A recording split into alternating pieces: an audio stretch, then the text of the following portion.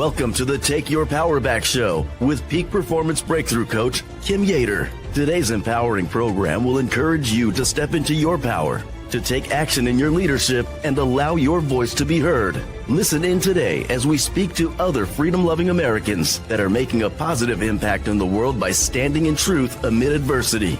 Learn how to take your power back in your freedom, in your personal and professional life, in technology and creativity, and in your faith. Be inspired, be encouraged, be transformed. Together, let's take your power back with our host, Peak Performance Breakthrough Coach, Kim Yeater. Good morning, America. We are under attack from within. For years, our elections have been infiltrated, our institutions hijacked, our votes diluted.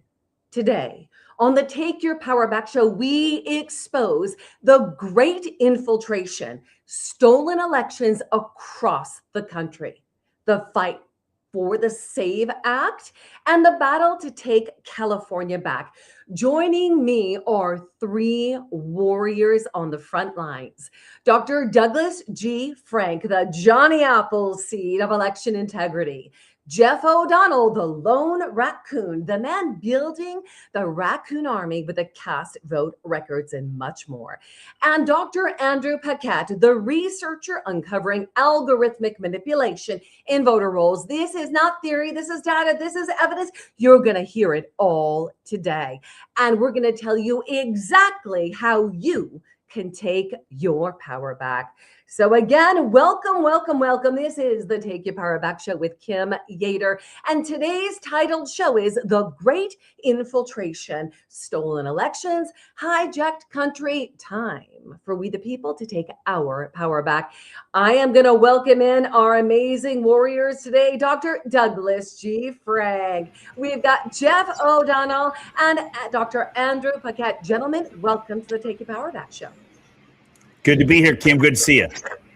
Pleasure. Great to see you. Andrew, how's your volume? Can I hear you? Yeah, right here. Can you hear me? That's beautiful. Excellent. Yes, loud and clear. Guys, when I just said the warriors entering the space, that is exactly who you are. So today, I wanted to create an experience for our listeners. I'm doing a roundtable style, and we're going to bring it. We are, I would say, I don't even know if the tipping point is what I want to say. We are at the tipping point. It could go really bad, really bad at this point, or something can shift. And it may just be an internal shift for the people is where it begins. So let's actually start off with you, Dr. Douglas G. Frank. Why don't you tell me, Doug, you've been traveling the country, 48 states, election integrity expert, planting seeds of truth about our elections. What have you been seeing nationwide?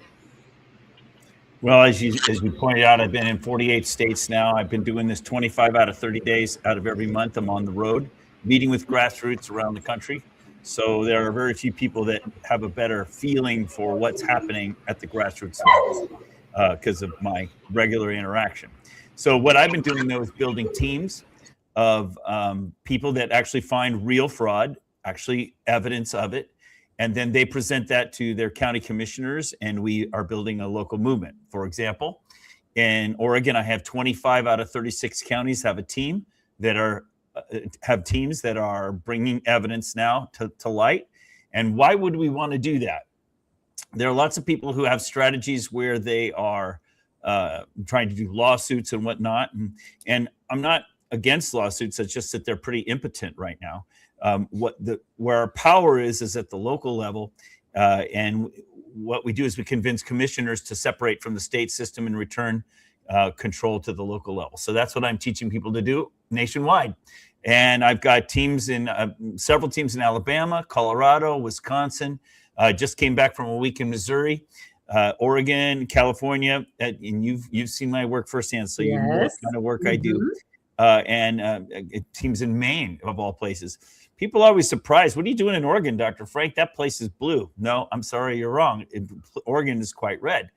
30 out of the 36 counties are red, and if you have to remember, there's this mountain range going north to south in Oregon, and everything east of the Cascades is very conservative. In fact, 13 of the 15 counties there have signed resolutions to secede from the state of Oregon and join Idaho. So all I have to do is get them organized, which is what I've been doing.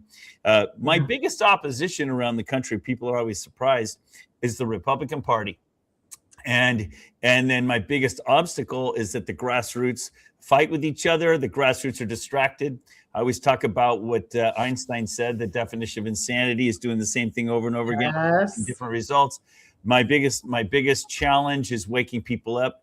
Most people don't even realize how bad it is, how bad the situation is. I'm sure we're going to talk about it, but I just came back from South Korea, and I got to tell you, I came back. I had to ask a minister to pray for me, because I want to come back and I want to shake everybody by their collar and tell them, you got to wake up. We are on the cusp of losing our country, and people are they're asleep. They don't even realize what's happening. So that's kind of in a nutshell what I'm doing. I don't know whether you want to go ahead with me now or whether you want to get the other guys. We're going to come back to that, because we've got some amazing footage and information I want you to be able to share about your trip recently to South Korea. Oh, so it's huge. It's huge. I mean, huge for the country. And everybody in America needs to know what just happened, why it happened, and why they should care about it. Yes, and actually, let's do this. I'm going to paint a picture. I'm going to go to Jeff real quick. I'm going to touch on Jeff, touch on Dr. Andrew, and then we're going to come back to that, because I think that's so important. But I want our listeners to know, and most of our listeners know, that Doug, you and I have worked closely together from the moment we met. For years now, at the Moment of Truth Summit with Mike Lindell.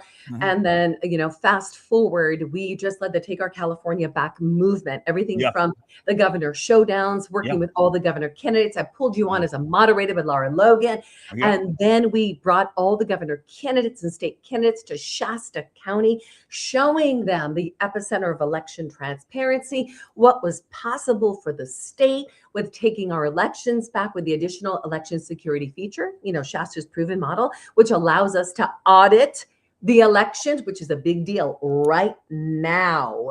Big deal, since they are going to be displacing Clint Curtis, potentially. That's right. A really big deal. So we're so excited. We'll be talking about that as well. And Jeff, let's traverse over to you. I'm going to get you unmuted. I think I heard your doggy in the background. Love doggies. My doggies in the other room. So good. And so Jeff, I have to say, I've had an honor, of meeting you as well at the Moment of Truth Summit. And then over the years with Tina Peters, I brought you in as an expert. You've come into Take Our Election. I vouch for Jeff too. He's awesome. Jeff is the real Jeff. Anybody thank you. knows Jeff. Jeff's a patriot. Say he's a patriot. I've worked up close with him. He's the real deal. That's right. Doug just said that to me earlier. He's like, man, he's the real deal. All right. So Jeff, give me the lowdown. You led the charge with the cast voter records.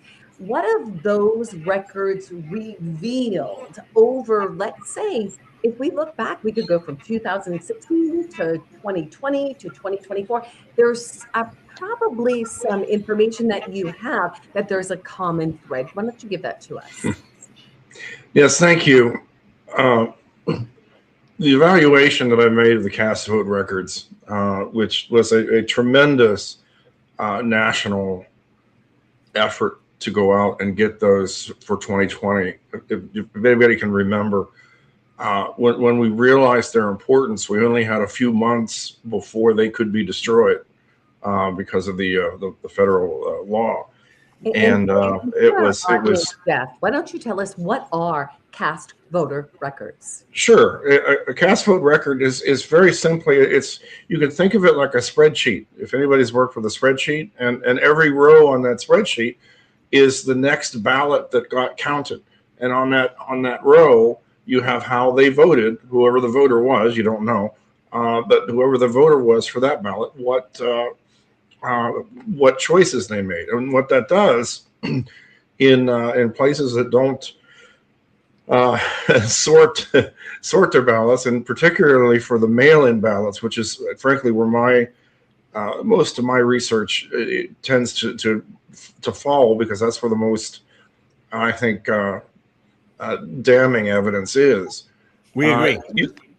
You can replay the election from start to finish, and you can see these mail-in votes happen. And what I found, I call it the Mesa pattern because I first identified it in Mesa County, Tina Peters County, in that data. And what was really great about that was we not only had the cast vote record, which should be a public record everywhere in the country, and we also had the more internal data that we were able to verify what that was exactly telling us. And when I found this pattern, I started getting in more and more cast vote records from across the country, and more of them were showing this. It's a pattern that I don't want to get deep in the weeds of math or statistics and that, but it's just something that's not possible. It's a pattern that's not possible. And not only if you have that in one county, you can say, okay, well, that's an outlier. People voted weird there. But when you have it in a couple hundred counties across the country, right, a rural county in New Jersey and Los Angeles County in California, the people all lined up and voted the same way, the same impossible way in the mail-in ballots. When I saw that, I knew there was something. I wrote a report called "The Fingerprints of Fraud" that highlighted, I think, 9 states that had a high incidence of this. I actually found 2 or 3 more states since then that did. It's still difficult. We're still trying to get data when we can. I keep sending you data, by the way. Oh, okay. I keep trying to do it. If you don't mind, there's a quote. I tend to go back to Jefferson and those guys on this, and I really want to let him speak to something here, and it is, whenever the people are well informed, he said, they can be trusted with their own government. That whenever things get so far wrong as to attract their notice, they may be relied upon to set them to rights. Well, people on the map, you are here. We've got a mass effort to keep the citizens of this country not well informed. Correct. From everything from black box voting systems to simply implying that we don't have the right, apparently, to know how our elections are actually carried out. right. And if we have the gall to press the issue on that, well, I think the other gentleman here knows what happens whenever you do that, and it's a Groundhog Day situation. Every single election, every single time. Wow. Wise words, Jeff O'Donnell. And I'm excited to touch on what you've been seeing in the LA elections with Spencer Pratt. We're going to touch on that in just a bit. So, Dr. Paquette, you've analyzed voter ID algorithms in places like New York, where you found patterns. So why don't you tell us, distinguish what voter ID algorithms are, first of all, and then tell us a little bit about those findings and why it's so important that the people understand how their elections are being stolen. Okay, well, there's 2 things I want to say here, because all 3 of us have found algorithms in the context of elections, but they're different kinds of algorithms, and they are doing different things. So what Dr. Frank found, the first thing I saw of his work was the correlation between the age of voters and the quantity of voters in that age group that were voting. And he found it was a very consistent pattern that he could replicate over all sorts of counties. And I actually replicated that myself in New York. It actually does work exactly as he says, which is an inferential kind of an algorithm. He's saying thank you. Because we're looking at the data and it looks like this, we can infer that there's an algorithm that's controlling this. Okay. Now, what Jeff found is somewhat similar in the sense that he's saying, okay, so you get this many votes are going to this guy and this many votes are going to that guy. And they're constantly, the MESA pattern, it's following a predictable curve, basically, is what he's saying. So we can infer again that an algorithm is being used to control this. But the algorithm I found is a little bit different from that, in that I'm looking at something that is closer to the thing itself than what they're talking about. And it does not control votes. It controls registrations, and it allows the generation of what are generally called phantom ballots. So what I saw first in New York was an extraordinarily complicated algorithm, complicated in a mathematical sense. And what it did was it organized voters in a completely invisible way, so that someone who was aware of the algorithm could actually manipulate those particular records and find specific records without anyone knowing that those records were special, because it did the equivalent of creating a third ID number for them. And that's a very dangerous thing, because what that means is essentially there's hidden information that nobody but the guys who installed that algorithm know about, right? And it can be used effectively as a treasure map to find your phantom voters. So that's not good. And I found algorithms in other states. I found them of this type in New Jersey and Arizona, Georgia, Wisconsin, Texas, Pennsylvania. It wasn't very complicated, but it was there. California, same story. So it's in a lot of states. A few states I wasn't able to find one. But nevertheless, the fact that these effectively hidden data channels exist in the voter rolls is highly peculiar from a database management perspective, because they're unnecessary.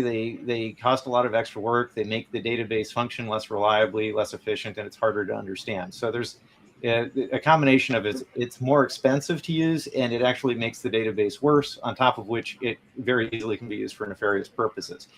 But more than that, and I just want to kind of touch on this, what my research has convinced me of is that our voter roll databases are not fit for use. Okay, so for instance, if you have a car, you buy a car for $1,000 as a used car, it doesn't have an engine and it's missing its wheels. It's not fit for use. You can't drive it anywhere. That wouldn't you can be very workable. But it's worthless as a car. Okay, that's what our voter rolls are right now. Okay, Wow. And the problem with that is our voter rolls, and I don't want to, in any way discount the value of bad ballots that we're finding all over the place, and the kind of stuff that Jeff and Dr. Frank are finding. Okay, but the thing is, those ballots originate with registrations, and the reason is because the voter rolls are designed. Their only purpose, their explicit purpose, is to make a list of qualified voters and to only give ballots to those voters. Right. That's right. So what we have on those rolls we have people who have multiple identities. Okay, so for instance, in New York, there's one guy with 25 ID numbers. That means he gets 25 ballots per year, or rather 25 ballots per election. And it was a totally fictitious identity. Okay, so there's no way to know how many people are voting when you've got records like that filling the voter rolls. And in addition to that, we know for a fact that nobody knows how many people are actually voting. And the reason is because when you look at multiple snapshots of the databases, and a snapshot is, for instance, I ask for the database today, and then Jeff asks for one next week, and Doug has one lying around from the year before, right? And so all of us look to see how many people voted in the 2020 election. And in each of our snapshots, it gives a different number. And this is always the case. They never have the same number. There's no way to say, when you're signing the certification papers as Secretary of State, that you know how many people voted, when the only record that tells you how many people voted changes the number with every single snapshot. So the thing is that from my point of view, we're in a we need to burn this to the ground situation, not a let's preserve as much as we can. There's just nothing left to preserve of it. I'll tell you what, that is well said. That is the conversation that I had with quite a few people yesterday. Is the system itself is, I actually said the words that the system is broken, but it's really not. It works perfectly for those that are as designed. Perfectly. All right, so we're not talking about isolated incidents. We're talking about coordinated infiltration of the entire election infrastructure. Is that a fair way to say it, Doug? Oh yeah, it's totally manipulated. I really appreciate Andrew's comment in the sense that we don't really know who voted or didn't vote. And one of the ways that we addressed that in South Korea is we stationed people outside of the polling places. Everybody has to vote in person there. And we put people there with clickers, and they were counting the number of people going in to vote. And then we were following hourly what the national reporting system was saying. So in a sense, it wasn't a cast vote record in terms of the ballots. It was a cast vote record in terms of the number of people. It's an interesting analog to what Jeff is doing. Jeff is tracking the ballots. He can actually make like a time series showing what the ballots, each ballot was read and which bubbles were filled in, that sort of thing. We were tracking the number of people going in. And so that was an advantage we have there that we don't have in America. Maybe we should start doing that. And we could, so in other words, we could count the number of people. Now, the way they've defeated that in America is you have all these mail-in ballots, and there's all this loss of chain in custody. And that was Jeff's point. It's like that's our biggest weakness. If a person has to show up in person, it's a lot harder to cheat than if a person can mail a ballot in or drop it in a Dropbox. Right. And there's no record of that. So anyway, the whole system, as you I think wisely put it, is designed. It's working exactly the way it's supposed to. It's designed to keep smart people like Andrew, Jeff, and me from being able to nail things down. We are able to do that. And I liked Andrew's comment. A lot of my early work was inferential. But since then, we actually have hard evidence. We're actually finding actual fraud. We use the inferential evidence to guide us to the hard evidence. And that's what we do. So it's sort of like Jeff. Jeff can say, hey, this pattern cannot possibly be real. Just like the patterns I found, they cannot possibly be real. But yet, that's sort of just evidence. It's sort of like when you walk into a murder scene and there's a bloody knife on the floor and a dead body there. That's evidence, but you haven't proven there was a murder. I mean, the guy could have fallen on the knife or something. So yeah, it's like you have evidence and you can infer what you think is going on, but you need kind of that hard evidence at the end as well. But anyway, I think you're right. We've had hard evidence across many, many, many states for many years now. Of course. And it seemed as if there was a period of just it falling on dead ears. Nothing was being done about it, right? Not really done about it to where we see, we've got all these people running for governor in the state of California. And you and I both said to them, do you think it's going to be any different? There's still, the cheat was on before in California. The systems haven't changed, right? Right. So the solution is not evidence. The evidence is important.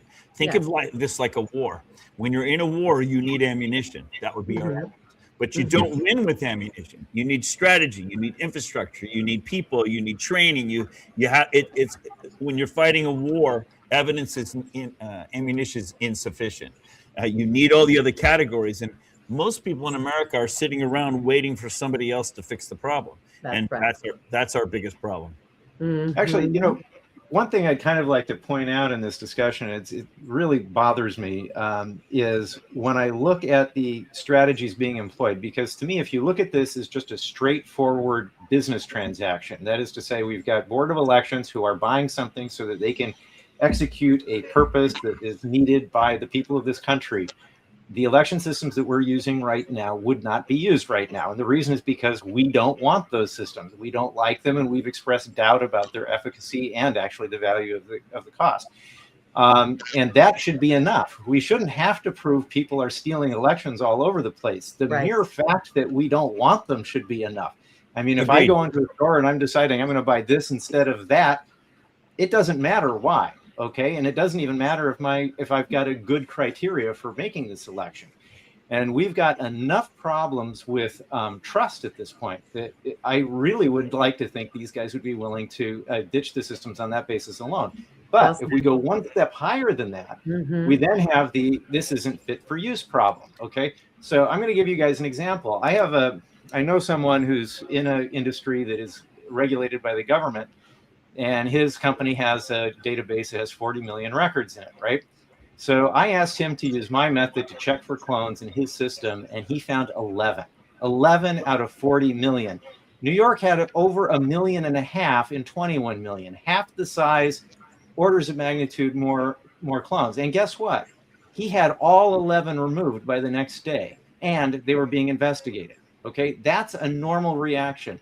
But in our case, the best state I saw was, it was either Kansas or Oklahoma. I forget which one it was, but the one that had the smallest number of these illegal clone records was 7,500, orders of magnitude more than my friend's 11. Okay, and that's what's normal in any other regulated industry. And what he was telling me is that if he had the kind of mistakes that I'd found in Oklahoma, which was a very clean state based compared to all the other states I've looked at, he'd be shut down by the government. They would immediately shut them down because it violates all of their normal security requirements. And both of these guys on the call would probably be better versed or in a better position to talk about that than I am. But that's, to me, a deal killer right there. And then on top of that, you get the fraud that we're finding. Right. I just don't Everywhere. see an end to the arguments for getting rid of this stuff. Yeah. So why is it not happening? Why are we not getting rid of it? It is so blatantly obvious. And you said, Andrew, people that the trust has been broken. People are not trusting the elections anymore. They're not even going to vote because they're like, my vote's not going to be seen and heard anyway, right? So, Doug, you just took on South Korea. You were brought in there strategically to support them. I want you to share that story, and I'm going to give you, I want you to share that screen as well. I think it's so important for people to understand that the power is in the people's hands if they take it. But we have been the frogs in the pot for way too long. We don't realize, and I say it all the time, and you've heard me say it, I was riding on the coattails of my forefathers. Of course. Right? I was raising my babies, working my business. Yeah. I had no idea until my vote was stolen in 2020. And my husband's vote, them telling us we had already voted, telling the couple before us that we had voted. That was the awakening for me. Now, there's a period of time that people have been asleep, but I do believe that there is awakening and a reawakening right now at a bigger degree because people are seeing fraud on every single level at the highest levels in the country. All kinds of fraud, not just election fraud. All kinds of fraud now, right? Yeah. So how can there not be election fraud? Hello, Doug, walk us through the importance of South Korea. Well, the reason why we care about South Korea, I spent 2 weeks there, and I can tell you that story, but let me just tell you why it's important first, and then I'll tell you the story if you want me to go ahead with that. Please. There's an organization that's based there. It's called AWEB, AWEB. It was started by Soros, funded by USAID, which since has been cut off. It's, in the words of the Korean people, it is the election fraud international cartel. It's all of the they are basically exporting election fraud around the world to all the different countries. And you'll remember, for example, last year, Kash Patel announced that there were 1 million fake driver's licenses and 1 million fake ballots seized outside of Detroit. That's not the only example we have. We have several of these places. Guess where those ballots and driver's licenses came from? They came from AWEB in South Korea. It's close enough to China, but not China. So they use it as their export hub around the world. And if you'll share my screen for a minute, I just have to make this point. So that while I'm on this subject, we can come back to Hwang Kyo-won in a minute, but I want to show you this. This is, check this out. So this is Mr. Lindell's movie that he made back in 2021. You all remember this, right? And what do you notice about this? What do you notice? Where's all the communication coming from into the United States? Do you notice it's from South Korea? Okay, this is almost prophetic that this was Mike's movie, Absolute Proof, back in 2021. So, in other words, the reason Americans need to care, one reason they need to care, is we've heard a lot about Venezuela, and I don't disagree. Venezuela played a critical role as well. and you'll notice that got highlighted there on in the map too. But the main central headquarters in the world for election fraud is there. It's called AWEB. And because of my trip there, I got to investigate it at great length. And boy, oh boy, was that a shock to realize how extensive it is. They have 120 member countries. They've botched elections in multiple countries, and it's a big deal there. And when you're ready for me to tell the longer story about Korea, I'll tell you. Here's what I'd like to do. I think that Jeff, I can imagine Jeff is hungry to go give me the lowdown, right? Because he's probably understands. And I think the same thing for Andrew. So I say, let's bring it. Let's share this story. And there's a key ingredient of why this is important. The American people have got to take action like South Korea has. We have the ability to do that. We're either going to let our power be taken or we're going to take our power back. Doug? Right. Okay. All right. So you want, let me start at the beginning. So back in March, a former prime minister and former acting president, Juan Cuan, that's him here, he came to CPAC and he said, "We're in trouble, America. I need your help. Please come and help us." And while he was there, he spoke for like 10 minutes, gave a speech through his translator, Teresa over there, who I'm now very good friends with. I met her lovely son, Isaac, and she's a pastor's wife in Southern Korea. So I got to know, I know these people. These are like bosom pals now.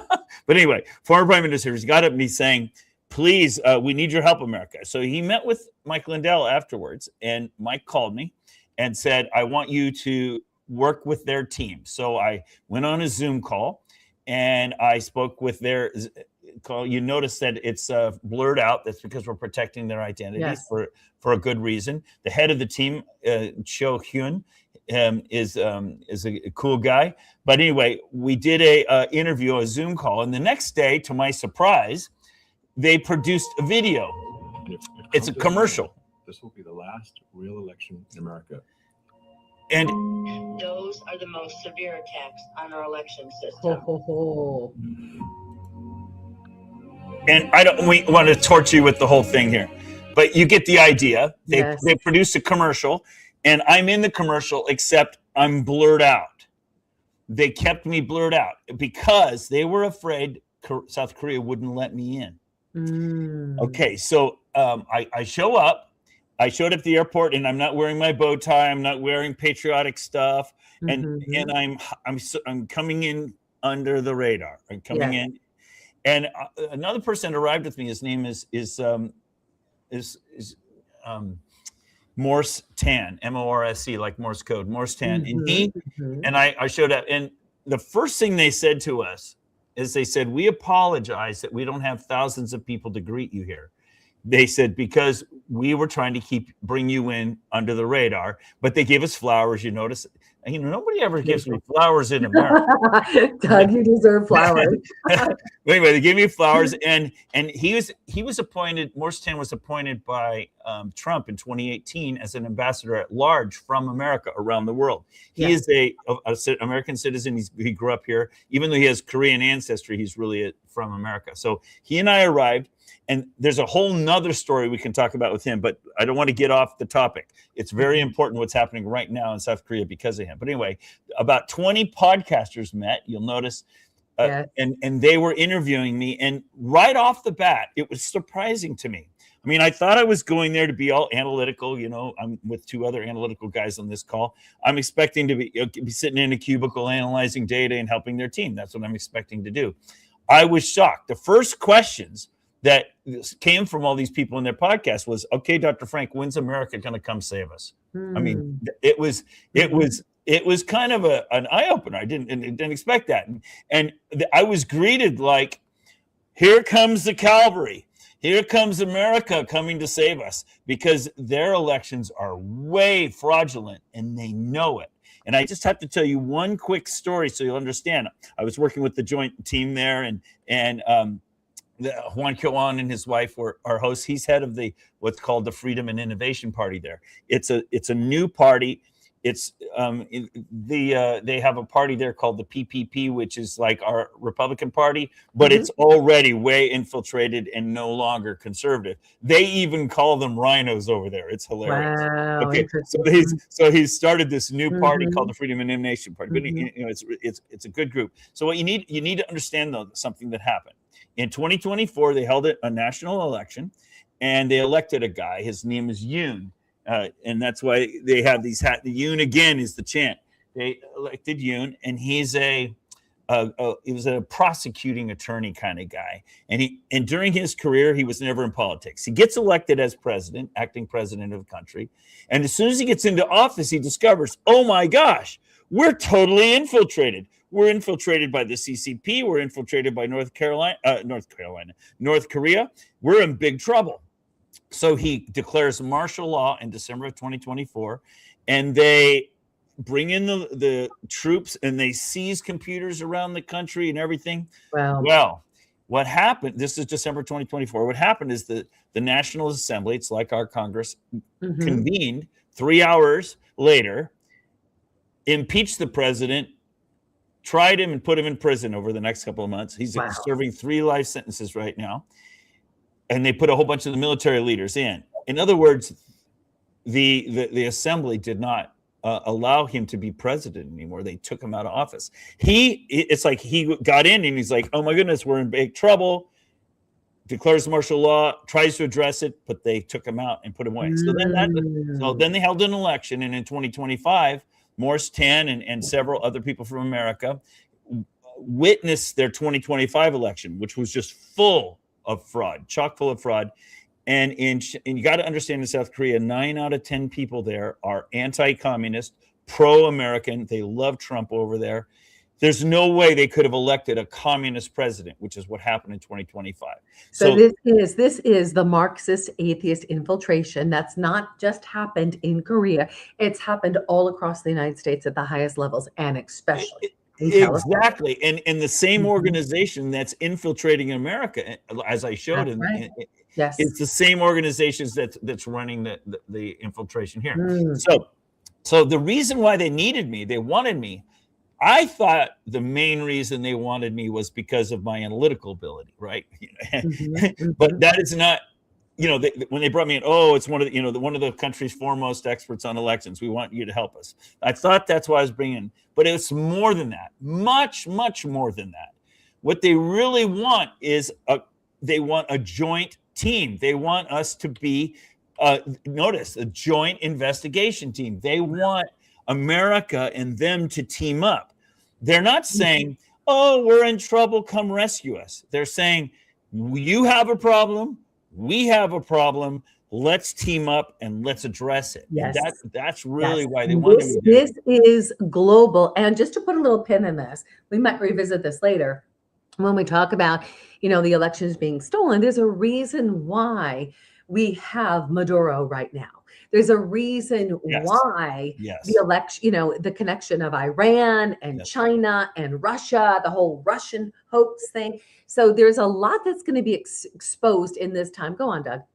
All right, good. So you're right. So I went there before their early voting. The way they're running elections, they have 2 days of early voting, Friday and Saturday, and then 3 days off, and then everybody votes on Wednesday as election day. So that's how they run there. So during their early voting, I'm doing before the early voting, I'm touring the country.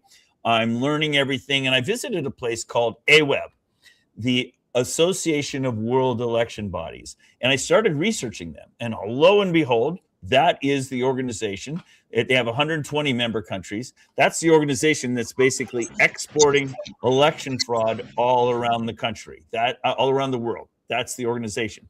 Well, I didn't understand it because I was just in the country, but nobody in the country is allowed to mention AWEB. It's like using the N word here. You can't say it, okay? You're not allowed to say AWEB. Well, guess what? People who know me, I was taking pictures of myself everywhere I went and posting it, kind of tracking it. The very next day, I show up on the cover of their conservative periodical. And AWEB behind you. What matters about Tell us again, AWEB connected to Soros. Soros started it, and it's been funded by USAID until last year when Trump cut it off. Yes. So, but the reason why this is important is not because I'm on the cover. The reason it's important is because an American with an American bow tie is drawing attention to AWeB, and you're not allowed to talk about it in the country. It's a big deal. Suddenly, I'm like a hero in the country. I'm the cavalry. All I did is show up in my bow tie. And it's like, but to them, you got to understand, I represent that to them. In fact, they have this K-pop culture, and somebody made this meme, which is it just cracks me up. Jeff, what do you got to say about this? Is that Doug? Andrew, what do you think? Is it the rings? Did the rings make him? Let's go. It looked really good. I want one for myself now. But it's really me too. Me too. Yeah, it was crazy. In other words, all I had to do, it could have been Andrew, could have been Jeff. It could have been any one of us, because at this point I hadn't really delivered any, analytical stuff. Just the fact that I'm an American, that I'm on the joint team, and that we're bringing attention to the fact that we have a joint team, which is it's not just a joint team election. It's led by the former prime minister. And then we have a former ambassador appointed by Trump. See, in other words, we're bringing this whole focus. That is what this was about. It was very important. So I want to make that point. This was before I delivered anything, anything of, with my analytical skills or anything like that. And of course, once the election started, of course, I was describing how this would be like analogous to the cast vote records. That blue curve is how many people went in, and the red curve is how many votes were voted coming out from the official records. And so, we were proving fraud. We were doing all that stuff ahead of time. But I just have to say, in America, Andrew knows, Jeff knows, I know, we can do all this work.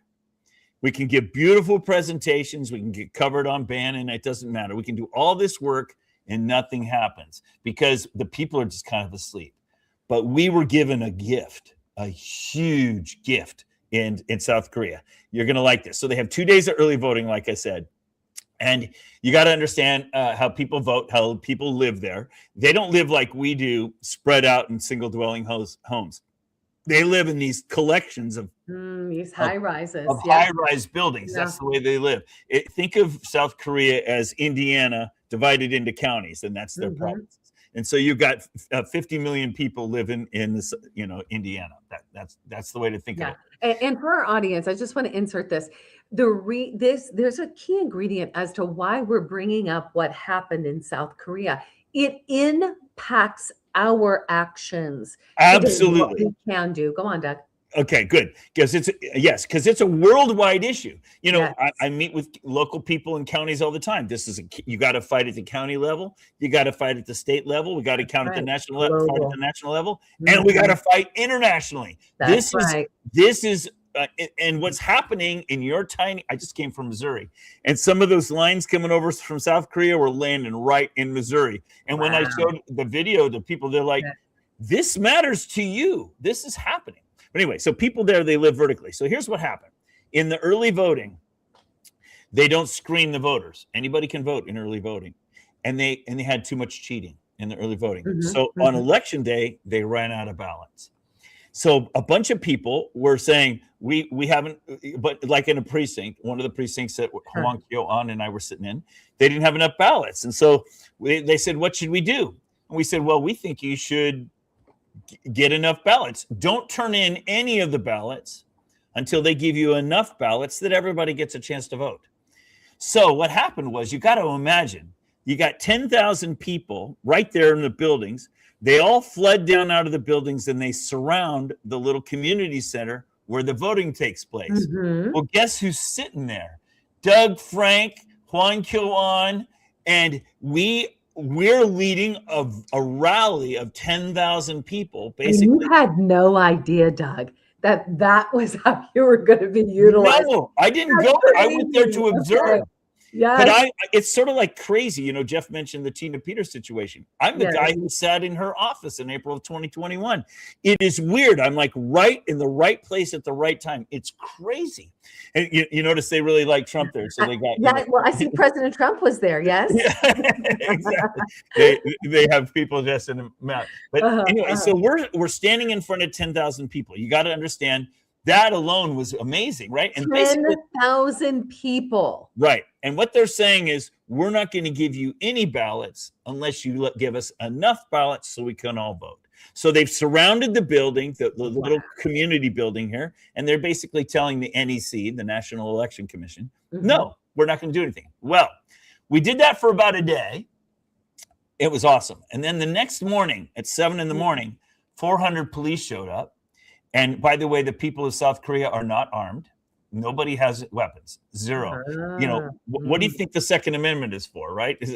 You couldn't pull this off in America because we wouldn't let them have it. So what happens is 400 cops show up, they make a wedge, and they force their way through the crowd. You can see Hwang Kyo-an getting crammed over to the side. Yeah. And they went in and they seized the ballot boxes, okay? Now you have 10,000 pissed off people, okay? What do? Well, since they have a strong podcast culture, I left part of the story out. That first night when we had the 10,000 people, several other precincts had the same problem. And so by the end of the first day, we had about 40 precincts, 400,000 people around the country protesting. By the end of the third or fourth day, we had over 1 million people around the country protesting. It was crazy. So as the police were coming in and seizing the ballots, the groups kept getting bigger and bigger, because once they take your ballots, you go join in the other precinct. And so it was crazy. I was down at Seoul Coliseum with about 250,000 people. And all I had to do was just show up and talk to the crowd. One of the things I said to them was, my stepfather and my father-in-law both served in the Korean War. And dude, I'm instantly beloved. That's amazing. I mean, it's incredible. And so I got to address the crowd. I was there with the former prime minister as well, and the former ambassador. So we were like heroes. And you can imagine 250,000 people surrounding these buildings. This is at the Seoul Coliseum, because after they collect the ballots, they take them to this central place, and that's where they do the counting. And I can go over that later if you want me to go over. But the point is, the reason why this is important is because the South Korean people realize they've lost their country. Next month, the very first thing that their new National Assembly is going to do is vote on a new constitution that makes them formally a socialist country, not a free country anymore. And I just want you to see what this looks like at nighttime, okay? I mean, it is massive. And guess where I am? I'm right there speaking to these massive, massive crowds. Isn't that crazy? That's amazing. Doug, I want to point this out. They wanted to know that they weren't alone. They were ready to take action. They knew they were losing their country. They knew they had been infiltrated. It's amazing. What would happen, Andrew? Just what would happen if we did this? Exactly. If we did this. You know, this is what I thought was happening on January 6th. And it's also what I thought was happening in Brazil when they had similar demonstrations. What I didn't expect was that the deep state was going to infiltrate both of those events and thoroughly undermine them. What Dr. Frank is talking about here seems like something that's genuine, that was not undermined during the event. And please don't tell me it was. Was it? It was. Oh, well, I haven't even got to that yet. But it's the same playbook. Yeah, and the thing is, it's a real shame, because the thing is, when you get a situation like this, you are basically looking at an enemy that is saying, unless you're willing to kill us, correct, you're never going to succeed against us. Okay, because we are willing to kill you. That's really what it comes down to. And I hate to put it that way, but that's what it looks like to me. What happened on January 6th, it happened in Brazil. I don't know what happened here. I'll step back for Dr. Frank to finish that story. I appreciate you interjecting there, though, because notice Andrew predicted what I was about to tell you, because it's the same playbook. Yeah. It's the same playbook. What was happening is the people were saying, we want a re-election and there's all this fraud. And so what happened is, remember I told you about the former Republican Party, they call them the PPP. Yeah. They infiltrated the event and they were telling everybody, don't carry American flags. Don't do that. Don't ask for American help. And don't say that there was fraud. Just say that we want to do the election over again. They were infiltrating the crowd. Well, that's why it was important that I was there. Wow. By the time I left, they were all shouting single day elections, paper ballots, hand count. And, and they were all shouting, oh, it was amazing. They were shouting, fight, fight, fight. And they're shouting, we go together, the U.S. and the Americans. Yes. And you gotta understand how amazing it is to see 200,000. Incredible. Let's play for a second.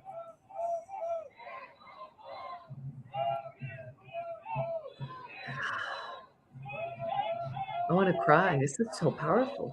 So actually, I've got to tell you what that is. That's 200,000 college students from Christians on campus groups. This is a Christian group, 200,000. And in between their chants, they would sing hymns.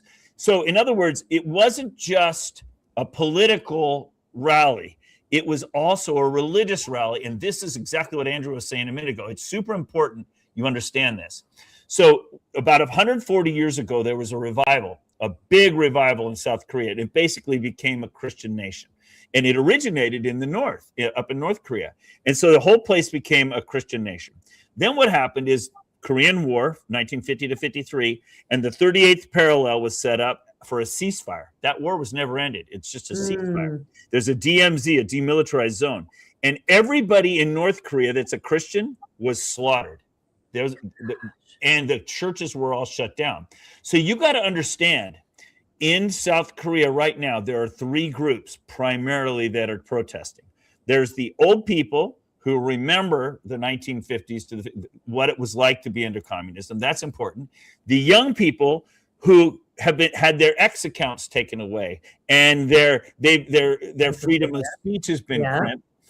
And so they are all, the young people are up in arms, the old people are up in arms, and the churches are up in arms. The churches recognize this as an existential threat.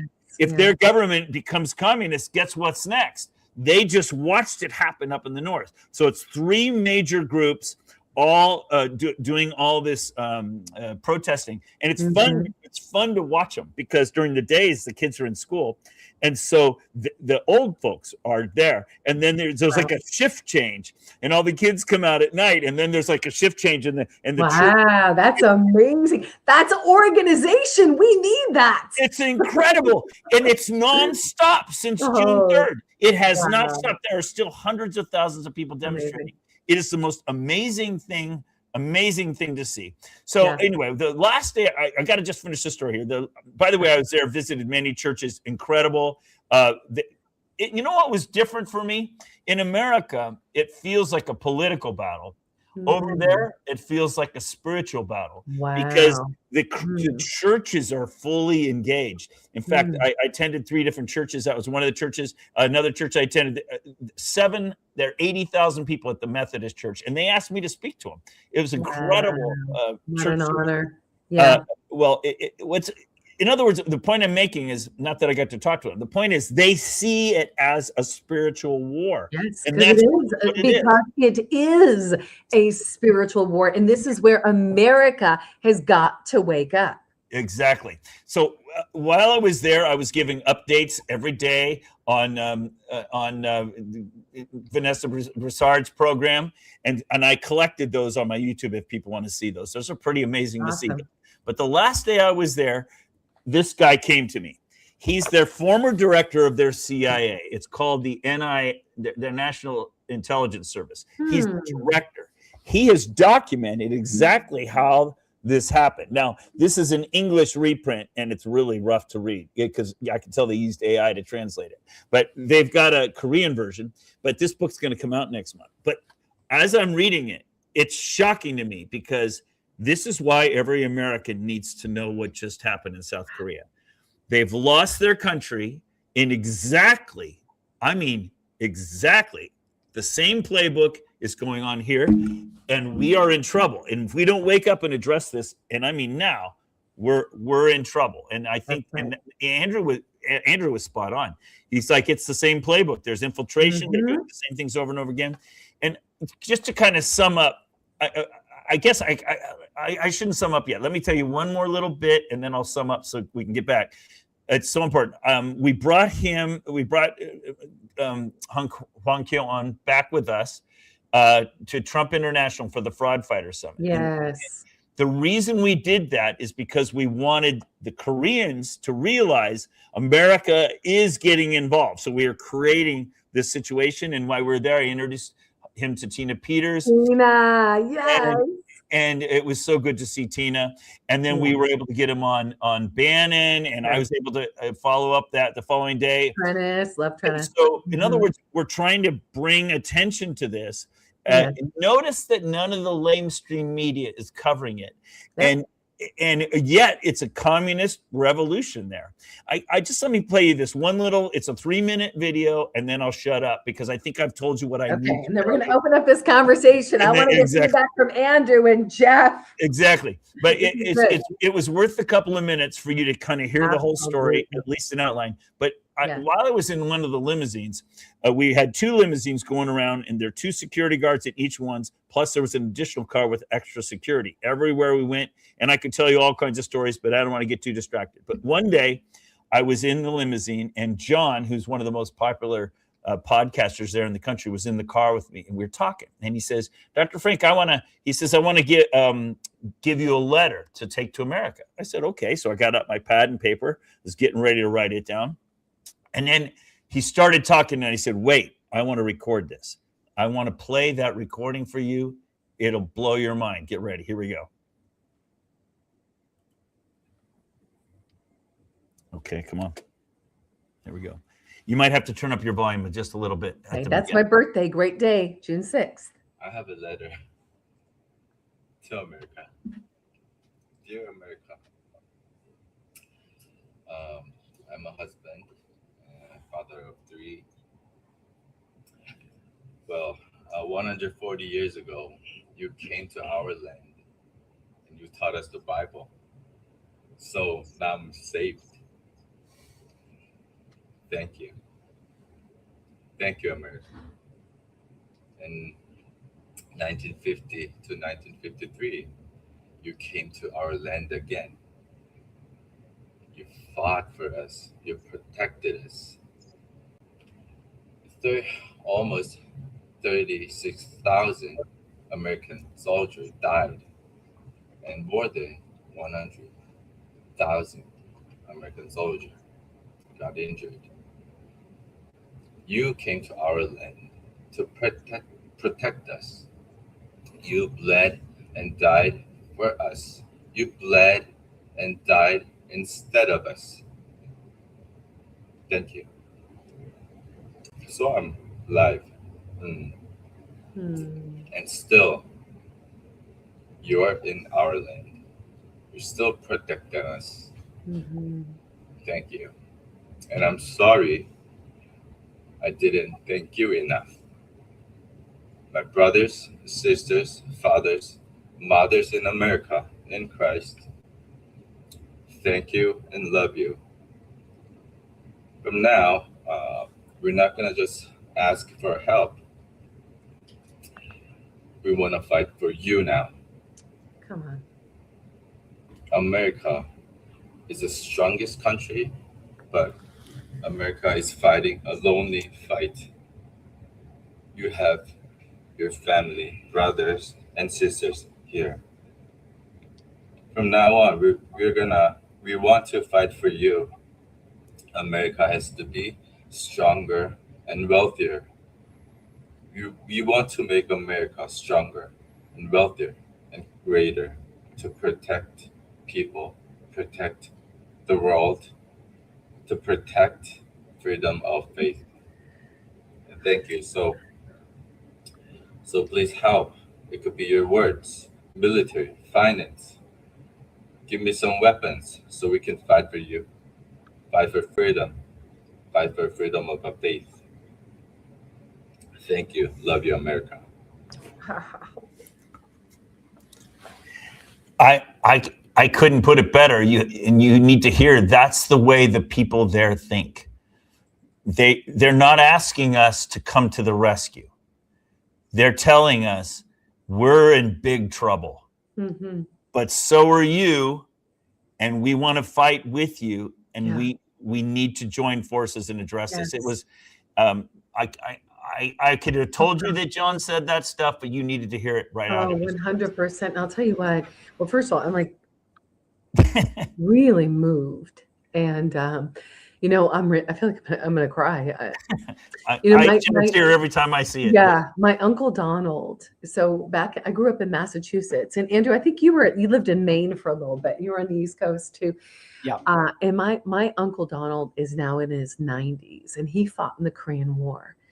And do you know he was shot 3 times? Do you know what saved his life? The Bible that he had in his pocket that had a metal plate in it that took the bullet. Wow. That's what saved him. But it just I just reflected on that as he was speaking, because I know those that fought. And it really is God's love. It's that unity. It's the coming together. It's the only way. And those of us in America, and like Jeff, you've got your specialty. You're good at so many things. Andrew, you've got your specialty. Yes. You're good at so many things. You, Doug, too, right? Right. We all have specialties. Yes. And we've learned to work independently. We have this entrepreneurial spirit here in America, and it's good. But the downfall is it's created pride. It's created pride in this country, and not a good way, where we lack the ability to work together, to be unified, to really move the needle. And I feel like that kind of love it's piercing. I mean, my heart felt pierced by that. And it will take for this next race, this next leg of the race, for us to be unified, to fight together. And I think the American people have got to see that, and have got to see the example that South Korea is leading by. And they're saying, you're not alone. We are here with you. Kind of like, remember Moses on the mountaintop with Aaron and Marion holding up his arms. Arms up, yeah. Right? It's exactly what's needed right now. Jeff, give me your feedback on that. Andrew. Well, Jeff, I thought it was, I feel like Jeff Andrew, ought to have a chance here, because I already interjected once. Go for it. And it was a good interjection too, Andrew. I appreciated it. Mm-hmm. Thanks. Jeff, can you unmute? Yeah, that is very moving, and I think it's important. The other 2 gentlemen here, and I think you, Kim, we remember the words of Ronald Reagan when he referred to America as the shining city on the hill. Yeah. And the implication that if the lights go out here, they go out everywhere. Right. And not only is this taking place in South America, as you know, these good populist revolutions are taking place all over the world right now. And some of it is because of elections, some of it is because of immigration policy. But it is people rising up. And the sad thing is that we do not have our own house in order to help them effectively. And I'm not even sure that most of our people these days in this country even understand the importance of helping, of working together, as you indicated, Kim, of pulling together against, there's when you get right down to it, evil is evil, and it may show itself in different ways, but it's all comes from one common place. and we need to fight it everywhere. But again, we need to get our own house in order, and our house is crumbling here because of our broken election system. And I tend to be a broken record because there's a lot more problems in this country than our broken election system. Correct. But the broken election system was supposed to be the break glass in case of emergency of our republic. And if we do not have that glass to break, Right. then everything else will continue to deteriorate. We have state after state going socialist, going communist. Yeah. This isn't a Republican versus Democrat thing anymore. You're right. No, exactly. It is a Marxist, atheist ideology. It is a Marxist, and it is infiltrated itself at the highest levels. And some people that we know would call it a mind virus.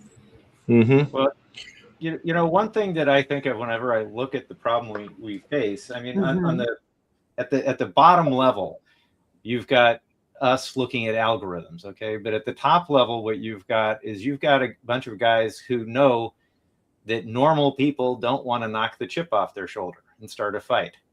And they're using that to their advantage. They're basically saying, we get to do anything we want unless you knock that chip off our shoulder. But if you do, we're going to fight you. And nobody wants to do that. I worry when I watch people going into Trump's cabinet who just aren't willing to engage the other side in the way they really need to be engaged. I trust Trump a lot, but nevertheless, we have people who are, I think, can be fairly described as implacable enemies.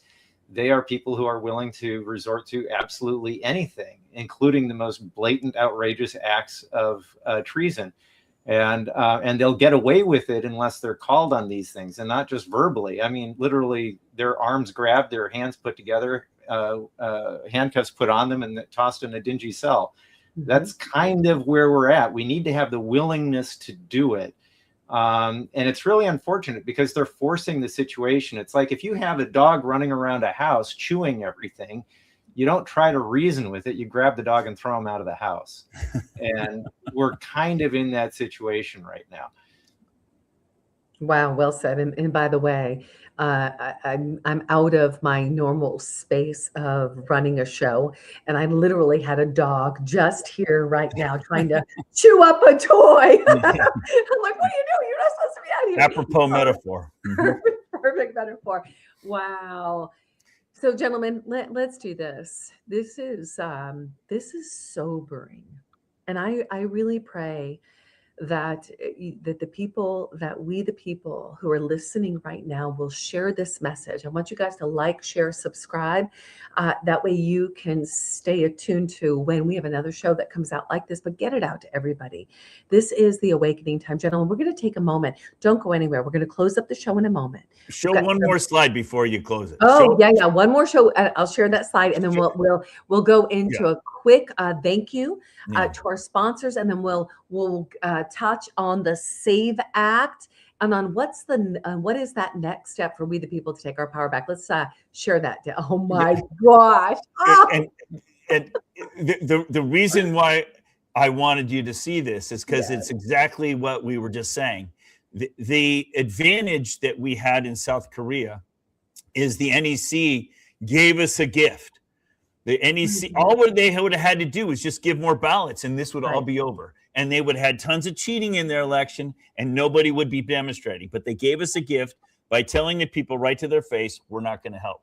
In America, we haven't been given that big of a gift. Although I kept looking at when I was over in South Korea, I was looking at the streets of Los Angeles during the counting, and I didn't see any demonstrations there.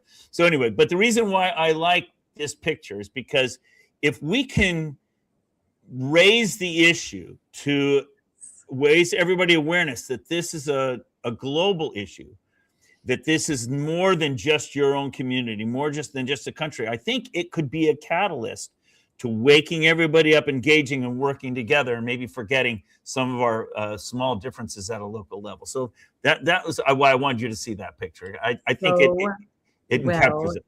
Yes. Hey, Doug, guys, it reminds me of. Oh, go on. I'm sorry. I really wanted to say this for like the last 40 minutes. Tell us. Dr. Frank had a slide up that showed a graph, okay, of the voting in Korea. And it was this big blue triangle on the bottom, this little skinny bit on top of it that was red, okay? Yeah. And one thing that I think a lot of people don't necessarily understand when they're looking at elections and they're looking at election fraud are the quantities involved, that tiny, narrow pink strip there is actually incredibly important. That's all it takes to win an election. You can have a much smaller strip than that. So our voter rolls could be 95% accurate and they're still not fit for use. They're still garbage because that last 5% is what it takes to kill the people's will. And the same thing goes for everything else that's associated with it. Very small percentages. You know, for some reason, I don't know what it is, but the popular idea of statistics is if it's more than 50%, it's important. And if it's less than that, it doesn't matter. But that's not the case. Very small percentages when you're looking at very large numbers are extremely important. Well said, Andrew. Well said. That small amount, that counts. And it's so important. So it's time to clean up. It's time to take our elections back. It's time to take our country back. It's time for we the people to rise up. Look at this little amazing young lady. We go together. That's exactly how we go. We need one another. And this is going to be key and taking America back. Gentlemen, stand by. Don't go anywhere. We're going to take a moment just to thank our sponsors. When we come back, we're going to touch on real quick the SAVE Act on what the next step is for we the people to take our power back. Jeff, we're going to see you in just a moment. Andrew and Doug. All right, we're going to take a moment to thank one of our sponsors. Guys, I got to tell you, I love this sponsor. Listen, this is all about we the people taking our power back in every aspect that we can. And one of the ways that I've done that and our Patriot community has done that is with our Patriots Made resource. And I got to tell you, this truly is the bomb diggity. It is our patriotsmade.com. So I want you to imagine this. You've got a manufacturer out there that's a manufacturer that makes all American-made products. Why is this important to have American-made products? Because we actually know what's in those ingredients. So this manufacturer is the best of science and nature. We're not getting products that are filled with parabens, alcohols, sulfates, triclosan, and fillers. This manufacturer was just ranked the number 2 in the entire business world, over 1 million manufacturers and stores of the best brands. That's a pretty big deal. Do you know who number 1 is? Costco. I don't know about you, but Costco carries those big box retailers like Procter & Gamble, Colgate-Palmolive, Johnson & Johnson, and they've got the junk in the trunk. Why would you settle for less when you actually can make the difference and take your power back? Do what we did, what we patriots, what we freedom-loving Americans are doing. We've made the switch to our American manufacturer. Go to patriotsmade.com, get the best of science and nature, products that are better, safer, less expensive than the stores. patriotsmade.com/Kim. That's patriotsmade.com/Kim. And there's another aspect of this, which is my favorite. Okay, listen, there's so many tools in the toolbox. I wouldn't be able to be here right now and work at the capacity I work at. Number 1, thank you, Jesus. And number 2, thank you to my Patriots Made resource that they also have beef. I said it. And not just any beef, but this is never ever hormoned or antibiotic black label beef. Absolutely delicious. It's called freedomsteaksnow.com. That's our lead magnet that brings you into the resource, but it's the same manufacturer. There were cattle ranchers before anything. So I tell people all the time, listen, I love beef and I used to cook beef for my family. I've got 4 kids. I'm a grandma. And listen, steak was tough. You spent a lot of money to have beef for your family, and it had antibiotics and junk in it. Why the heck would I settle when I can get beef that is 28 days aged, that is prime select, no hormones, no antibiotics, no mRNA, never had it, never will. It is the best beef I've ever eaten. I eat every bit of that fat. You want tallow, you want beef sticks, you get it right here. Go to freedomsteaksnow.com. I've had beef at Mar-a-Lago. I've had beef at the highest level steakhouses. This is the best beef. freedomsteaksnow.com. Go cook yourself up some freedom. I love you guys. So excited for you guys to check out these resources. Again, freedomsteaksnow.com/Kim. These are our Patriot sponsors that make the Take Your Power Back show possible. So every time you tap into these sponsors, do you know what you're doing? You're keeping freedom alive, and you're also feeding your family. That's key. The best of science and nature. All right. With that said, I'm going to say thank you to our amazing sponsors. And then I'm going to bring back into the room our warriors today. So stand by 1 second, you guys. Let me bring this on up, and I'm going to bring Doug Frank into the room. Come on in, Doug. Come on in, Dr. Andrew Paquette. And come on in, Jeff O'Donnell. All right, gentlemen. Little bit of a heavy conversation, but a hopeful conversation that we just had. Now, we've all been following the California elections. We saw what happened with Spencer Pratt in Los Angeles. Jeff, I saw you posted on X nonstop. You were like, wake up, people, wake up. It's like right in front of you. Andrew, you've been fighting. Doug, you've been fighting. We've been exposing. But guys, what is going to move the needle for us? We saw what South Korea is doing. Do the people need to rise up and say, we're not going to do it anymore? Jeff, tell me what you saw in LA, and tell me what's going to make the difference from your perspective. Let me address the California thing, specifically the Spencer Pratt thing. Yeah. That mayor of Los Angeles election, in which the top two finishers were going to go to the general. The election was June the 2nd. Up until June the 7th, Spencer Pratt was in second place. And for much of that, he was fairly comfortably in second place. And then all of a sudden, 5 days after the election, boom, all of a sudden, it was interesting because the votes for Rahman and the votes for Bass all of a sudden started taking off pretty exactly in the same direction. Yeah. Like statistically measured in the same direction, and just overtook Spencer's numbers, and then just kept going. I think it's a 4% difference now.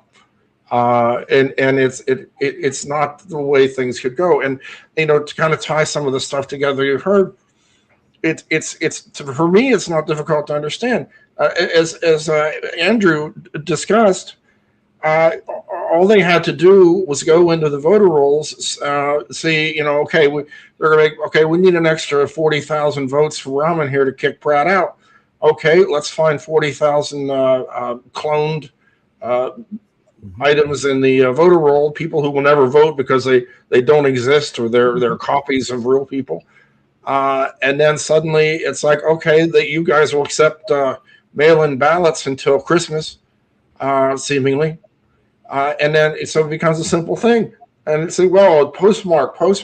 They could write election day on the envelope, and that was considered a valid postmark. I guess what really gets to me about this is how blatant it is. Right. I'm used to seeing a little bit of coyness in what they do. Okay, they at least are trying to make it difficult. Yeah. Okay, and they're thinking, in this particular case, it seems like heck with it. We don't care if you see this or not, because what are you going to do? And don't forget, Los Angeles is the only Smartmatic county in the entire country Not that I'm saying. I mean, the research I've done has shown it's across the board. All of the election management systems You're right. are compromised. Jeff is right. But I mean, come on, Smartmatic, and then things like this happen. I think that think about it this way. You think they did not want to kick Hilton out of the governor race? Of course they did. Okay, but they had the whole state to contend with. In the mayor race in Los Angeles, all they had was Los Angeles County. Right. Yeah. I think that may be the big difference there. So, in 2020, we got 48 cast vote records from California. It was amazing. You have all these states out there who say, no, we can't give you cast vote records, or even California. 48 counties gave it to us. Of those 48, 36 showed the same pattern that I was talking about earlier. Okay? And I'm going to tell you how bad the pattern is real quick, just so you understand. The pattern is so bad that if you tell me what Trump's percentage was halfway through the counting, just in the mail-in ballots, tell me what Trump's percentage was, and I will tell you within a couple of percentage where it will finish at the end. That's not how elections work. What's that phrase you have, Dr. Frank? That ain't natural, buddy. That ain't natural, buddy. I hesitate to use that because I suspect you may have it copyrighted. No, but, you're free to use it anytime you want, my brother. Good to know. I'll hand you my bazooka. You hand me yours. We can fight. That's perfectly good. Yeah. That's perfectly good. But what we have to do about this, it's more than the SAVE Act. I mean, the SAVE Act is a start. That's all. The thing is, they've got. This is one of the things we argue about: is how many different cheating methods there are in our elections. And 17, and there's probably it's somewhere between 10 and 20. And there are variations of each too. So who knows how many? Yeah. What's funny? That's like the same number I got from a Venezuelan I was talking with. It was like, yeah, that's about right. That's about how many we got. Yeah. We unfortunately have to shut them. We have to shut them all down. Right. The good news is it just takes the will to do it. Now, can the people rise up in this country? We tried that on Jan 6, and as a result of what happened, it created a chilling effect on First Amendment in our entire country when it comes to elections. Happened in December 2024 in South Korea. Okay, there you go. It's the same thing. The people rise up and the communists step in.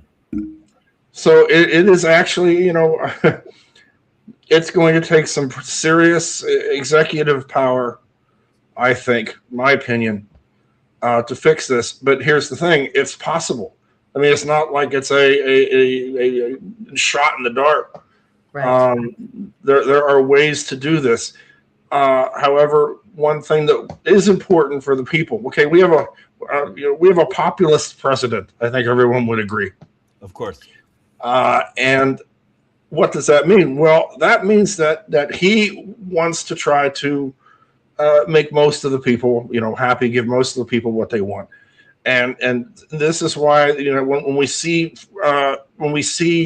polls, how many people do not trust the election system, and those numbers have continually gone up since 2020. I wish they were up further than they are, and that's part of what we're trying to do when we go on shows like this and we go and we talk to people. It is to give people the information they need to say no, this can't continue. We demand that this gets fixed, and we need to need to pump those numbers up. Come on, Jeff and Andrew Paquette. Give us your feedback. We've got Los Angeles, we've got the craziness in California, and we've got the SAVE Act we're kind of like, okay, is it going to work? Is it going to be implemented? Is it going to pass? Well, I'm on the same page with Jeff. I feel the same way. But the thing is that ultimately, I think we've got a problem with the people as opposed to with the laws. Agree. Because those people are basically blocking any possibility of fixing anything. I'll just give you two examples of this from New York, and I don't want to like forget the fact that I've studied other states. It's just that New York is the one I've looked at the most extensively. So I've spoken to a few politicians. I'm sure that these two guys have also. And when I showed them my research on the algorithms after I showed it, they were very excited. They were like, wow, I can really use this to hurt my opponent, basically was going through their minds.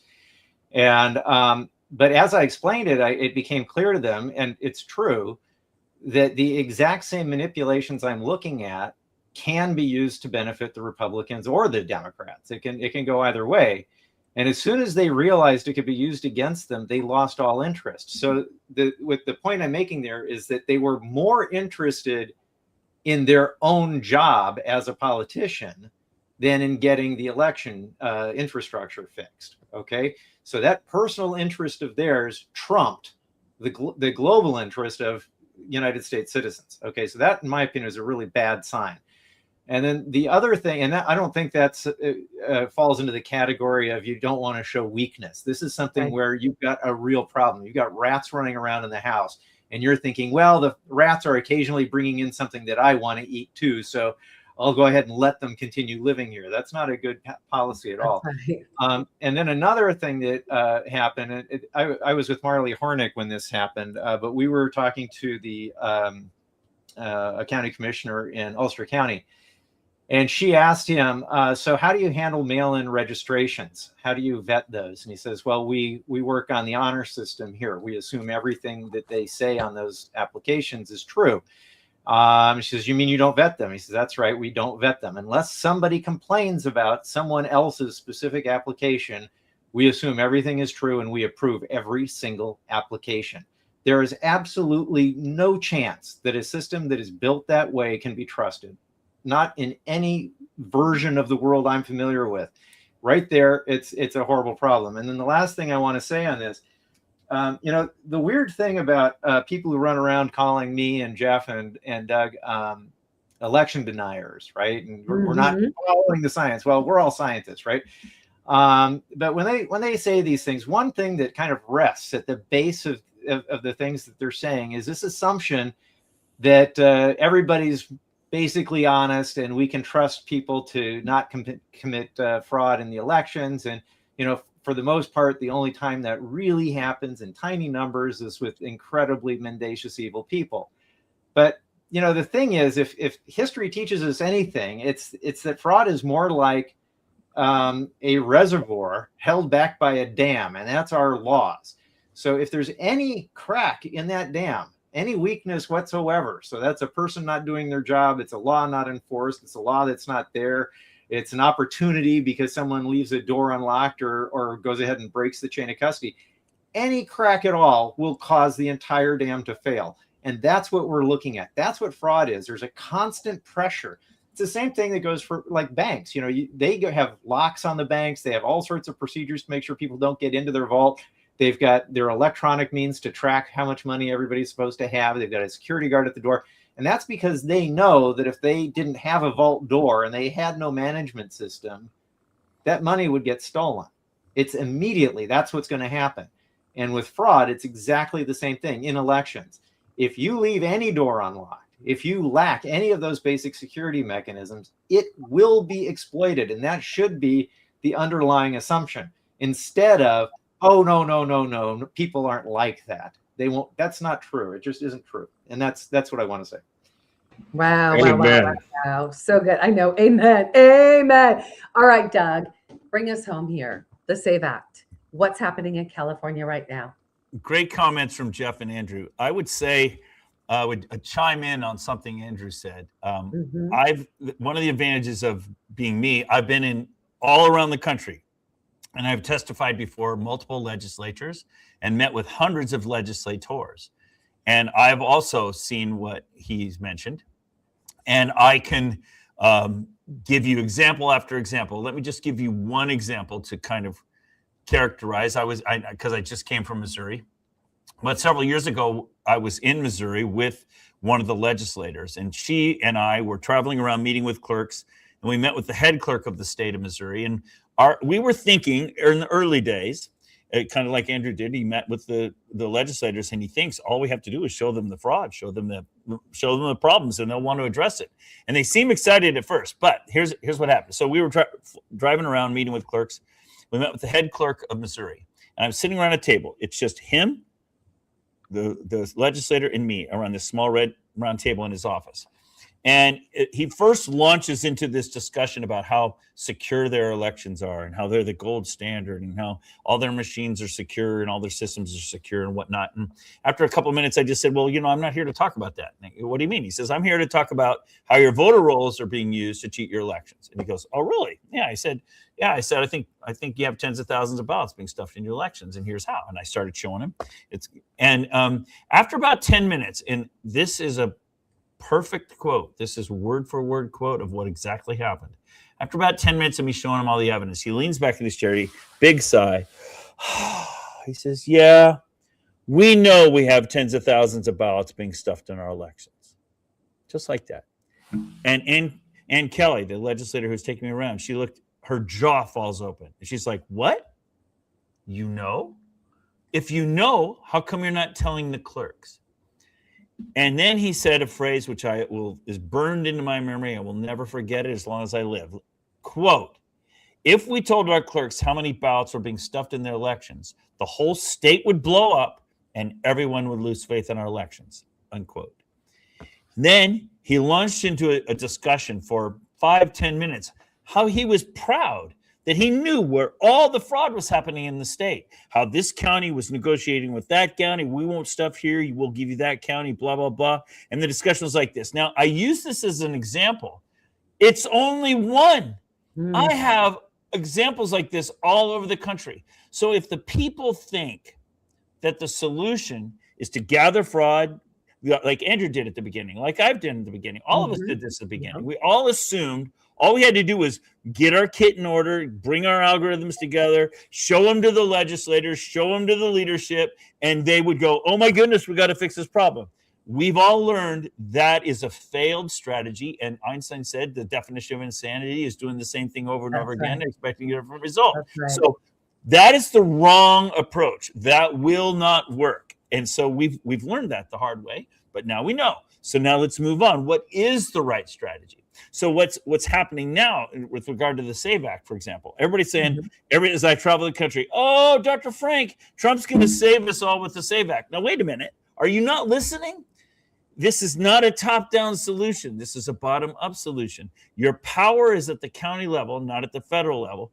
And Trump, God bless him. He's working hard. He's doing great work.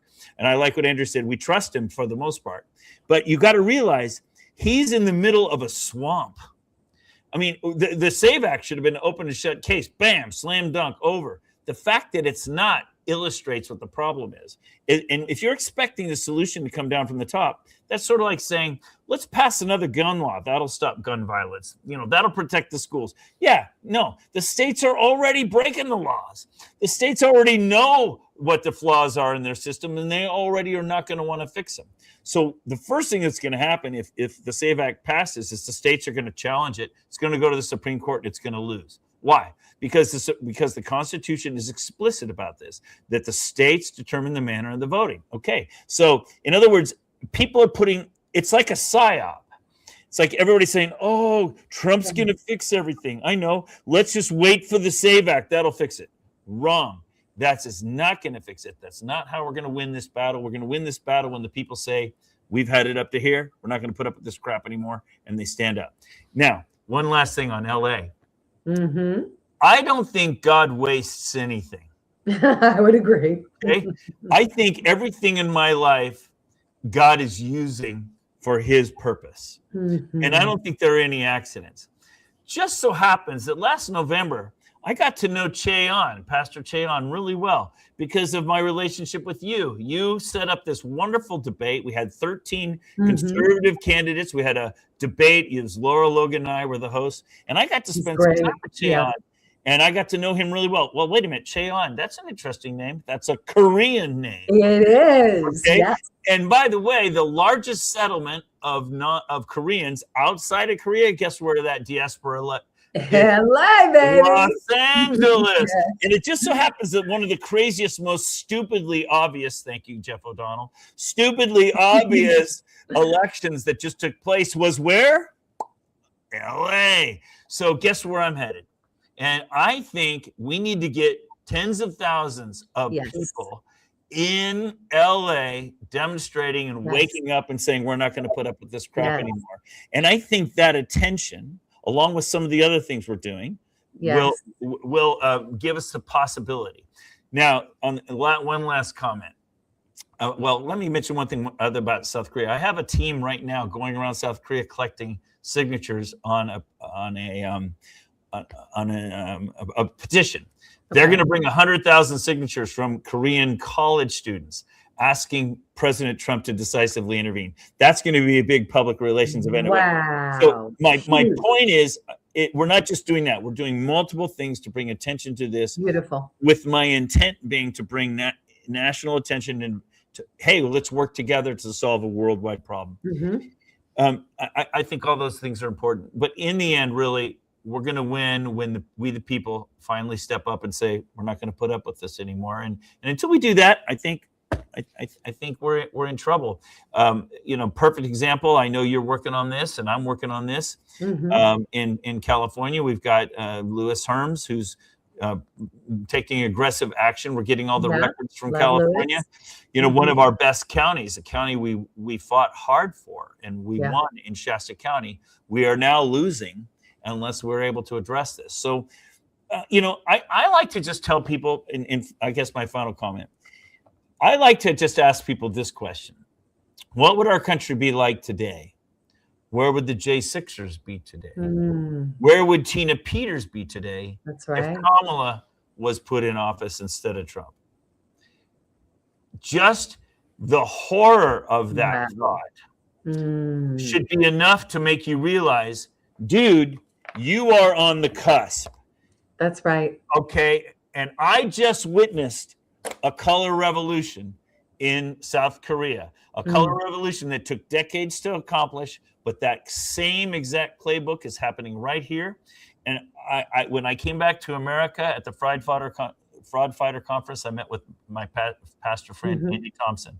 And I said, Andy, I need you to pray for me. He said, why? And I said, because I'm coming back to America and I want to grab every American and grab them by the collar and shake them. Because right now, it's like you're looking at an MRI of a body and there's some tumors in it. And then you look at the same MRI and the same patient a year later, and that patient is dead because the tumors have grown.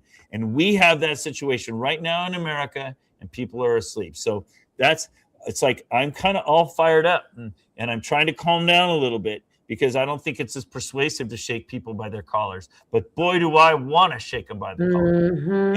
And that's where we're at right now as a nation. We need to step up. We need to address it. That's right. And as long as we're waiting for Trump to save it with the SAVE Act, we're going to lose. That's not the solution. That's right. Well said. Well said. My question for all of you, final question of the day. Okay. We did hear some actions that we can take. We all can show up in California. My teams that take our California back, we have been in the trenches with Shasta. We're still in the trenches before things are certified. Okay. I'm saying all of San Diego, all of California, and the country gathers together in Los Angeles. We begin to plan together. We do a South Korea. We follow the example that was given for the children, for the next generations to come. Yeah. And I say that's what we focus on right now. We're going to keep you guys posted as to when that is going to be possible. And gentlemen, I want you to think of this for a second. Here's how I want to close out the show is, and Andrew, let's actually start with you here. So hang on one second. Final thought. What, Andrew, gives you the hope that we actually can take our country back, especially with this being our 250th celebration of the United States of America?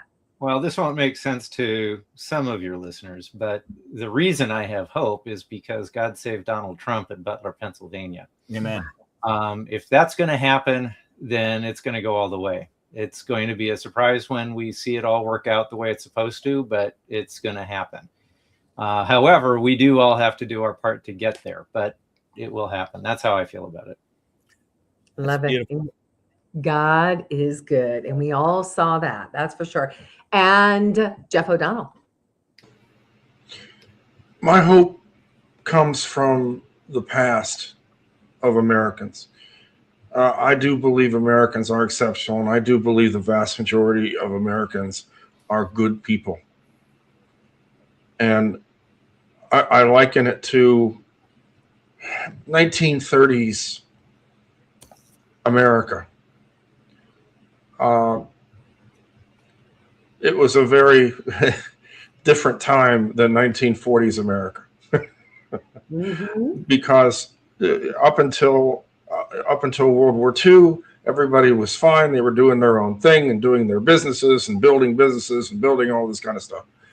But when the people realized what they were actually facing, when it became public knowledge, and when they realized that yes, our way of life is in peril. Suddenly, you had the largest mobilization and industrialization and in this country. My father was a paratrooper in World War II, and so I heard the stories. I heard the stories, and so my hope comes from the fact that we, and not just then. There have been always times that Americans have risen up in times of great peril. Now, unfortunately, many times it has to be really bad peril before that happens. However, we're there. We're there, and I think that Americans are going to remember who we are again, and that's what we need to remember who we are. We've forgotten every once in a while. That happens to every country, to every. And I think that as the other gentlemen here have said, our job is to wake these people up, give them the information they need, give them the tools they need.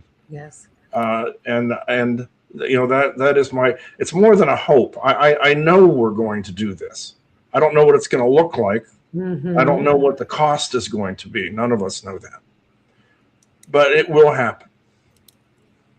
God help us. God help us. So well said. All right.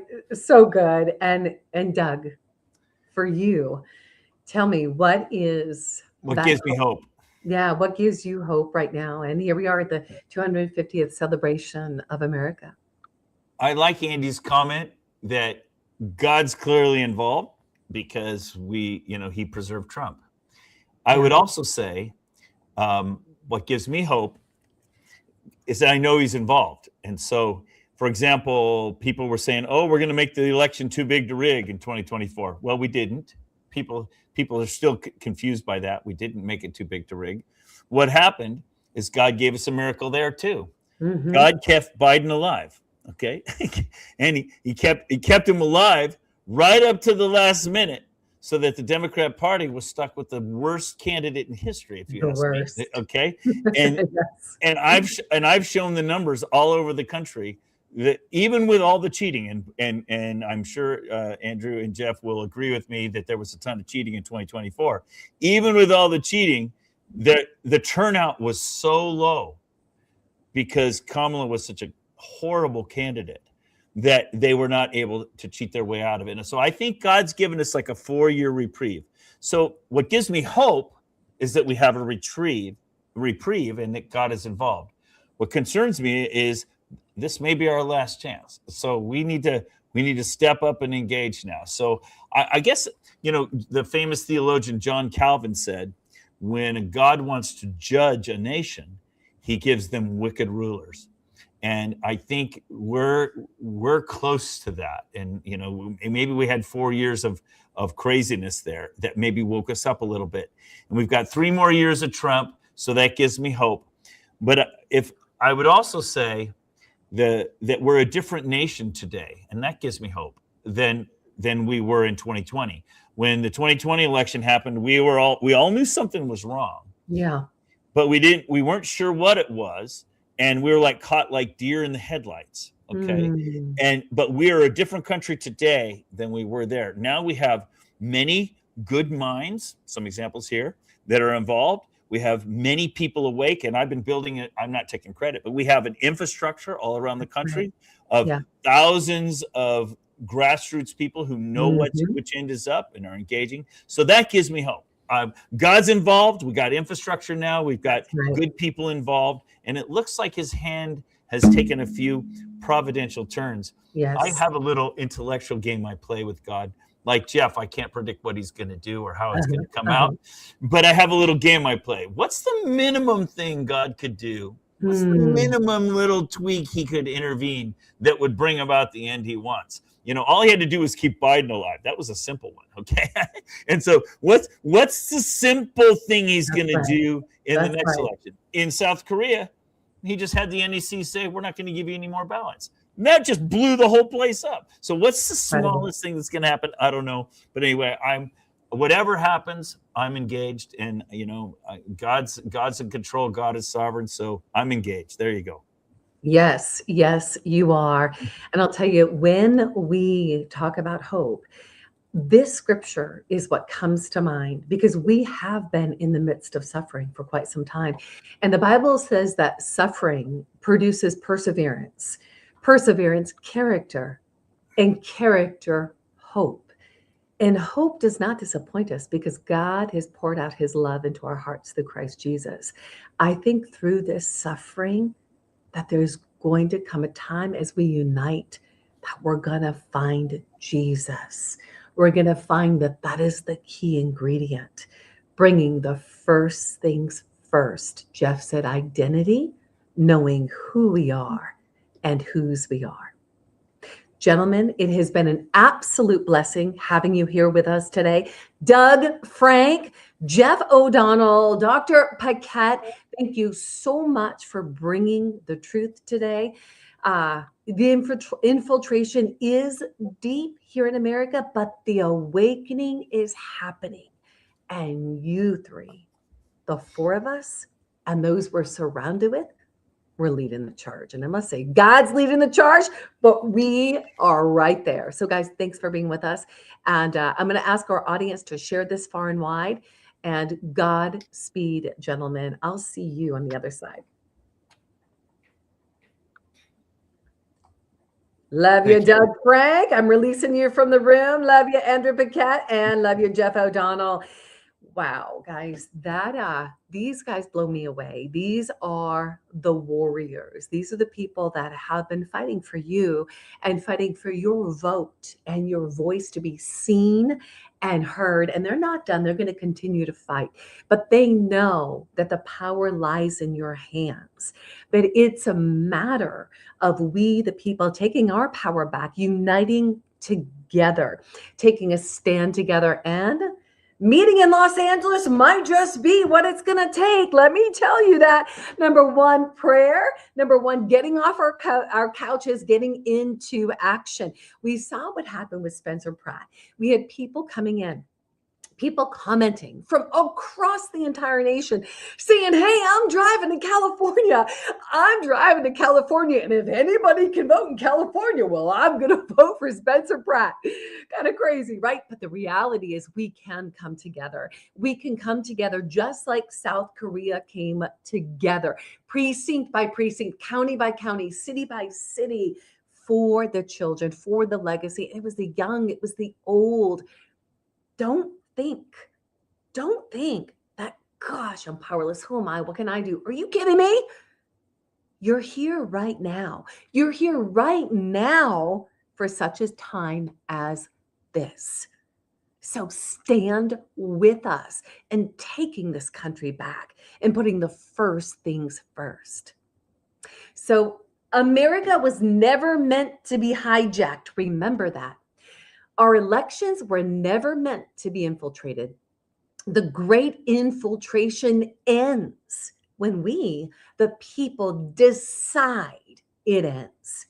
And we will decide right now, this will end. So get involved, stand with us. Follow the work we've been doing at the Take Our California Back movement. You can find all the information on the additional election security feature, the fight that Shasta has been in to keep the beachhead of Normandy with transparent elections. You can find all that information at takeourcaliforniaback.com. That's takeourcaliforniaback.com. Now, this is not the end of America. It is the beginning of restoration. Together, we can restore this country. I'm Kim Yeater with the Take Your Power Back show, signing out. May God bless you. May God bless this country. And may you have the most amazing 4th of July, 250th celebration. May God bless you. May God protect you. May all of us unite together to truly take our power back. I'll see you all on the other side. Follow us at takeyourpowerbackshow.com. That's takeyourpowerbackshow.com. And I just love you guys. I'll see you a little later. Next week, same time, same place. Thank you for joining us for the Take Your Power Back show. As Peak Performance Breakthrough Coach Kim Yeater speaks to other freedom-loving Americans that are making a positive impact in the world by standing in truth amid adversity. Listen in weekly and learn how to take your power back in your freedom, in your personal and professional life, in technology and creativity, and in your faith. Be encouraged, be inspired, be transformed as you step into your power and take action in your leadership and allow your voice to be heard. Together, let's take your power back.